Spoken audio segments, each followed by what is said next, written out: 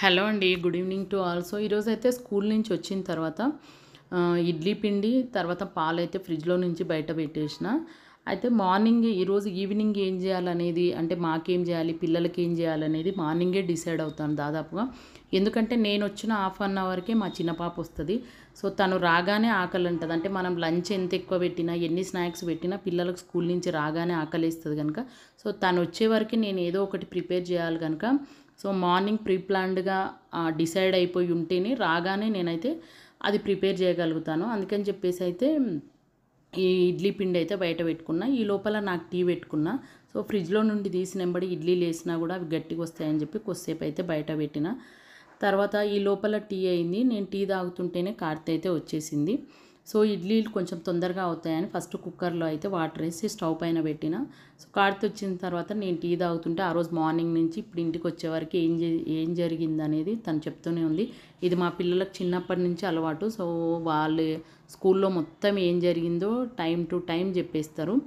ఆ తర్వాత ఈరోజు తనకి ఎగ్జామ్స్, తనకి PA2 ఎగ్జామ్స్ అవుతున్నాయి. సో ఈరోజు హిందీ ఎగ్జామ్ ఉండే, ఆ ఎగ్జామ్ ఎట్లా రాసినా, ఏ ఏ క్వశ్చన్స్ వచ్చినాయి అనేది కూడా చెప్తుంది.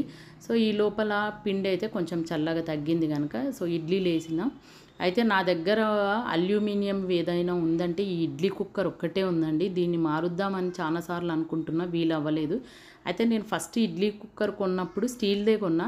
కానీ నాకెందుకో చేయడం రాదో, నాకప్పుడు అంటే మ్యారేజ్ అయిన కొత్తలో సో మరి నాకు చేయడానికి రాలేదో ఏంటో కానీ ఆ స్టీల్ కుక్కర్లో అయితే ఇడ్లీలు నాకు గట్టిగా వచ్చేది.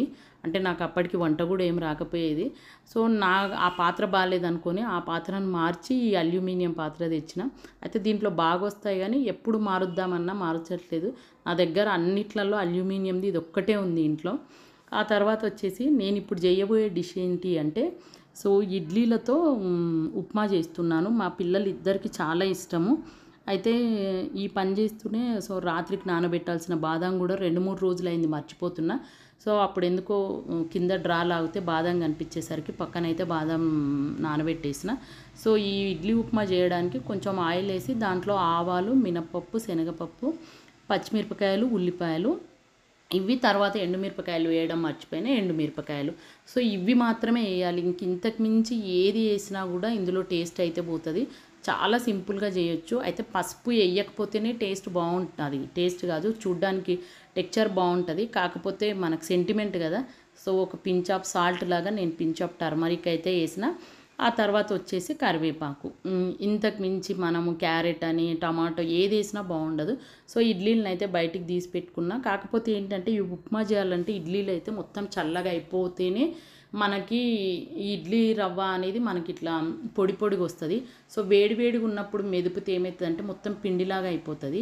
ఇంకా ఈ ఇడ్లీ ఉప్మా చేయాలి అంటే వేడి వేడి ఇడ్లీల కంటే కూడా మార్నింగ్ చేస్తే మిగిలిపోయిన చల్ల ఇడ్లీలు ఉంటాయి చూడండి, వాటితో అయితే ఇంకా పర్ఫెక్ట్గా వస్తుంది.